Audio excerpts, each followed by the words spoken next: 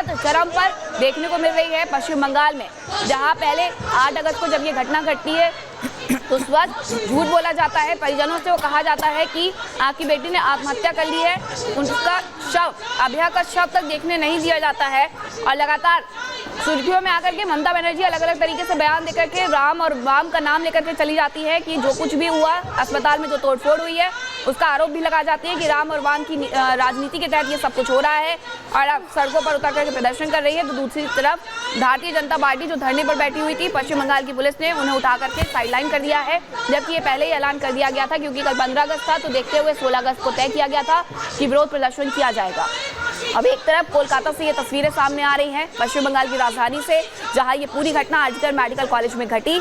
अब वहां पर ममता बनर्जी सड़कों पर उतरी हैं अपनी पार्टी के समर्थकों के साथ, अपने समर्थकों के साथ, और यहां पर उतर करके ये प्रदर्शन कर रही हैं। दूसरी तरफ आईएमए ने लगातार हड़ताल का ऐलान कर दिया है। कल सुबह 6 बजे से रविवार सुबह तक ये हड़ताल होने वाली है, 24 घंटे के लिए। इंडियन मेडिकल एसोसिएशन ने ये बड़ा ऐलान किया है। तो एक तरफ देश भर में प्रदर्शन चल रहा है, डॉक्टर प्रदर्शन कर रहे हैं कि उनकी सेफ्टी सुनिश्चित की जाए, तो दूसरी तरफ पश्चिम बंगाल, जहां ये घटना घटी, वहां की राजधानी कोलकाता से ये तस्वीरें सामने आ रही हैं। तृणमूल कांग्रेस और पार्टी के साथ मुख्यमंत्री सड़कों पर उतरी है। 2 तस्वीरें आपको दिखा रहे हैं। ममता के खिलाफ बीजेपी का प्रदर्शन, जो कि पहले से तय था, 16 अगस्त को प्रदर्शन करेंगे शाम 4 बजे से, लेकिन उनके प्रदर्शन को किस तरीके से कुचला जा रहा है वो आप देख सकते हैं। और दूसरी तरफ पश्चिम बंगाल की राजधानी कोलकाता में ममता बनर्जी का ये मार्च देखने को मिल रहा है, जहां पर न्याय की मांग की जा रही है और फांसी की मांग भी की जा रही है। सीबीआई हालांकि इस पूरे केस को टेक ओवर कर चुकी है। सीबीआई ने पूछताछ भी शुरू कर दी है। 5 रेजिडेंट डॉक्टर से इस पूरे मामले में पूछताछ हो चुकी है। जो वर्तमान प्रिंसिपल है उन्हें भी कल पुलिस अपने साथ लेकर के गई थी, और आज जो पूर्व प्रिंसिपल है संदीप घोष, उन्हें भी अपने साथ लेकर के गई है, डिटेन किया गया है। उन सबसे पूछताछ होगी कि आखिरकार पहले इस मामले में क्यों कोई भी प्रक्रिया का पालन नहीं किया गया था, उस वक्त किसी भी तरीके से ये चीजें सुनिश्चित क्यों नहीं की गई कि जो सबूत है वो मिटाए ना जा सके। और कोलकाता रेप केस से जुड़ी एक और बड़ी खबर आपको बता दें, और एक विस्फोटक खुलासा इस मामले में हुआ है। दरअसल पीड़िता के एक सहयोगी की संलिप्तता भी इस मामले में सामने आ रही है, और सवाल इसलिए उठ रहे हैं ये कि इस पूरे मामले में कुछ छिपाने की कोशिश की जा रही है, क्योंकि अस्पताल स्टाफ पर कई आरोप लग रहे हैं, और क्योंकि पीड़िता का जो सहयोगी है, अगर उसकी संलिप्तता की बात जो सामने आ रही है वो सच है और इसके सबूत मिलते हैं, तो सीधे सीधे अस्पताल प्रशासन पर सवाल उठेंगे कि अस्पताल प्रशासन ने इस पूरे मामले में कई चीजें छिपाने की कोशिश की कि अस्पताल का स्टाफ या अस्पताल के लोगों पर उंगली ना उठे, इसीलिए इस मामले में चीजें छिपाने दबाने की कोशिश की गई। और जिस तरह से 15 अगस्त को यहाँ तोड़फोड़ हुई है, रात को 1 बजे बड़ी संख्या में लोग यहाँ पहुंचते हैं, तोड़फोड़ करते हैं, तो ऐसे में सवाल ये उठेगा ही कि अस्पताल प्रशासन की लापरवाही और अस्पताल प्रशासन के संज्ञान में पूरा मामला था। कौन कौन लोग हैं उनके बारे में भी अस्पताल प्रशासन जानता है। उनको बचाने और पूरे मामले को दबाने की कोशिश की गई पहले भी, और अभी भी कई लोगों को बचाने की कोशिश की जा रही है। इसीलिए इस मामले में कोई भी कुछ बोलने को, खुलकर बोलने को तैयार नहीं है। मृतका के परिवार ने सीबीआई टीम को यह जानकारी दी है, और अगर इसके सबूत मिलते हैं तो आरजीके अस्पताल के डॉक्टर्स पर भी सवाल उठ रहे हैं, क्योंकि आरजीके के कुछ फिजिशियन और इंटर्न पर आरोप लगाया है पीड़िता के परिवार ने। कोलकाता रेप मर्डर केस में यह बड़ा विस्फोटक खुलासा है, जिसमें सीबीआई अब तमाम सबूत खंगालेगी। तो लगातार देखने को यह भी मिल रहा है कि देश भर में डॉक्टरों के द्वारा प्रदर्शन किए जा रहा है, और अब ऐसे में निर्माण भवन के बाहर भी डॉक्टर पहुंचे हुए थे, जहां पर उन्होंने अपना प्रदर्शन किया है। हमारे सहयोगी गणेश की ग्राउंड रिपोर्ट आपको वहां से दिखाते हैं। कलकत्ता में हुई घटना को लेकर डॉक्टरों का विरोध प्रदर्शन अब स्वास्थ्य मंत्रालय के बाहर पहुंच गया। इससे पहले दिल्ली के अलग अलग अस्पतालों में डॉक्टर विरोध प्रदर्शन कर रहे थे। इन डॉक्टरों के हाथ में जो पोस्टर बैनर है उसमें लिखा हुआ है no mercy for the rapist. इस तरीके से देखिए एक और पोस्टर लिखा है जिसमें लिखा है on duty female doctor raped by the murder RKG medical college. तमाम इन लोगों के हाथों जिस तरीके से अलग अलग पोस्टर बैनर है, इन्हीं डॉक्टरों से बात करते हुए जानते हैं क्या कुछ मांगे, क्योंकि लगातार पिछले कई दिनों से अलग अलग देश के अस्पतालों में प्रदर्शन कर रहे हैं। हमारी मांगे बहुत बेसिक सी हैं। जो ब्रूटल गैंग रेप हुआ है, सबसे पहले तो हम उसके लिए जस्टिस चाहिए। दूसरी सेंट्रल प्रोटेक्शन एक्ट जो कि डॉक्टर्स हेल्थ केयर वर्कर्स के लिए है, वो इमीडिएटली लाना चाहिए।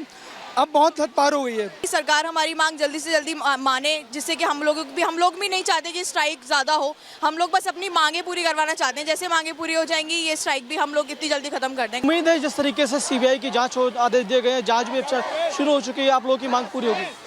उम्मीद तो बहुत ज़्यादा अभी नहीं हमें कोई, क्योंकि ये पहला इंसिडेंट नहीं है, ये सिर्फ एक ऐसा इंसिडेंट है जिसने लोगों को जगाया है।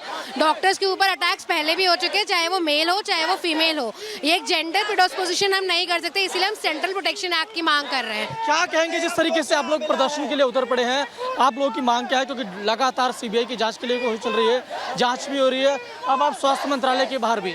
सर, जो इनिशियल पार्ट था, it started the momentum gained because of that death, that rape which happened of our co doctor. पर अभी जो पॉइंट आ गया है वो है सीपीए का, सेंट्रल प्रोटेक्शन एक्ट। बहुत नेसेसिटी है टाइम का।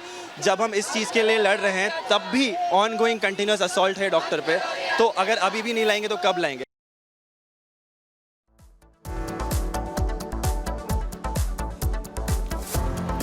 और कल देश भर में आईएमए का प्रदर्शन है। बता दें आपको कि कल शनिवार से प्रदर्शन की शुरुआत होगी और ये प्रोटेस्ट यानी डॉक्टर के साथ रेप मामले में ही किया जाएगा।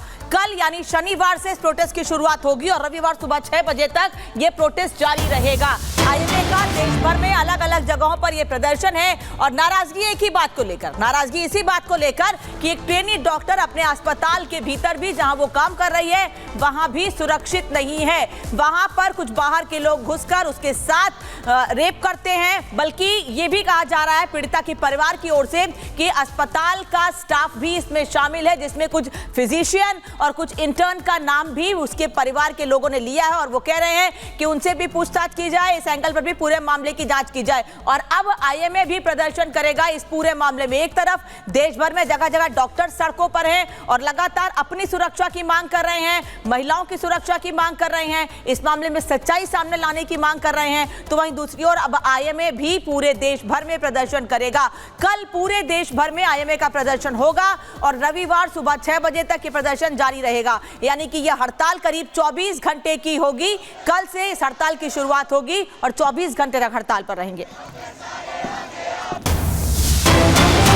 आपको बांग्लादेश से जुड़ी हुई बताते हैं, जहां मोहम्मद यूनुस ने पीएम मोदी से फोन पर बात की है। पीएम मोदी को हिंदुओं की सुरक्षा का भरोसा भी दिया है। बांग्लादेश में हिंदुओं की सुरक्षा का भरोसा उनके द्वारा दिया गया है। तो ये बड़ी जानकारी आपको दे रहे हैं। बांग्लादेश में जिस तरीके से हाल बने हुए हैं, जहां हिंदुओं को निशाना बनाया जा रहा है, और अब ऐसे में मोहम्मद यूनुस ने प्रधानमंत्री नरेंद्र मोदी से फोन पर बात की है। 15 अगस्त को लाल किले की प्राचीर से प्रधानमंत्री ने यह दुख भी जाहिर किया था कि बांग्लादेश के हिंदुओं के साथ जो हो रहा है वो अच्छा नहीं हो रहा है। और आज ही मोहम्मद यूनुस ने प्रधानमंत्री नरेंद्र मोदी को फोन किया है।